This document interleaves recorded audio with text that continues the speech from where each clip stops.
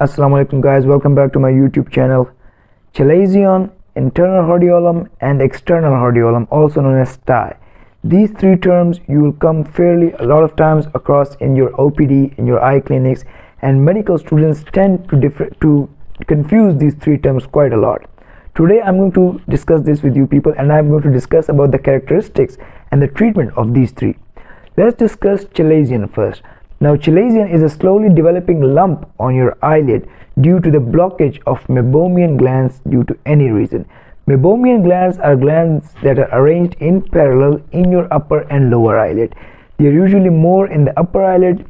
Rough estimate can be around about 30 and around about 20 in the lower eyelid.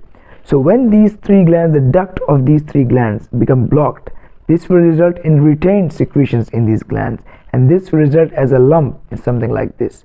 Now these glands usually secrete sebaceous secretions that are usually responsible for the prevention of evaporation of the tear film from the cornea. So this gland is very important, and it can be blocked due to various reasons. So when this is blocked, this is the presentation. Now what is the next step? Now an important step in this is that it is painless. This differentiates it from Stye and internal hordeolum. Now what is the fate and course of Chalazion? Now it can either undergo spontaneous resolution, or it can become a hard nodule and calcify. It can undergo suppurative infection. Now the treatment is, first of all, the conservative treatment that is very important is the warm compression. You need to do warm compressions of this several times a day so that the secretions tend to flow, and the retained secretion, it can flow, and this will result in the decrease in the lump. Other than this, you can go for antibiotics and anti-inflammatory drops. Now when these fail, we can go for steroid injection. Now steroid injection is given to the lesion through the conjunctival side of the eye, and this is usually successful in 80% of cases. Now when all of these methods fail, we go for surgery. Surgery is commonly used, and it is the most definitive treatment of this.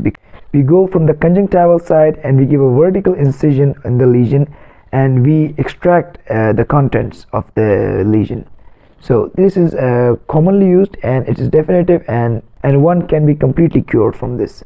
Now let's come to external hordeolum or Stye.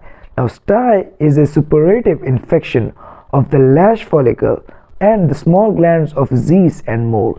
Now when I mention lash follicle and the small glands, that means this will occur on the tip of your eyelids, because since lash follicles are present on the end of your eyelids, and small glands are also arranged here. So in this picture you can see a classic presentation of Stye.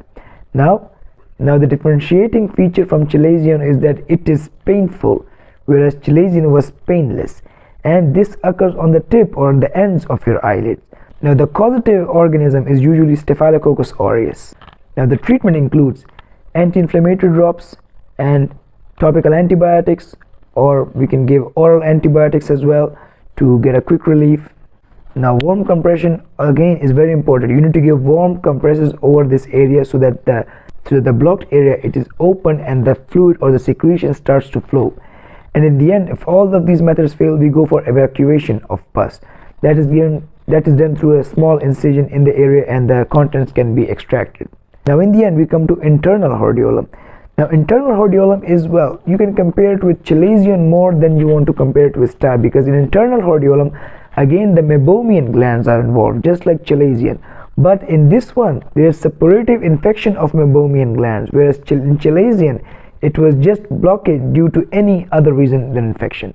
So in both of them, meibomian glands are involved, but in internal hordeolum, it's suppurative infection.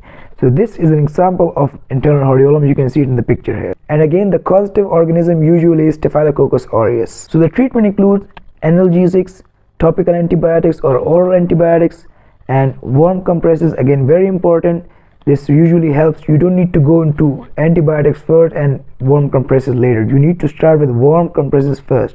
It can result in complete resolution without the use of antibiotics, and you can give systemic antibiotics with that as well. And in the end, if all of these methods fail, you go for evacuation of pus with a vertical incision, just like Chalazion. You go from the conjunctival side and you give a vertical incision so that the contents can be extracted. I hope this clears your concept and you can differentiate between these three terms now. If you want me to make videos of any other topics that are on your mind, please do comment and I will try to make them. Until my next video guys, take care.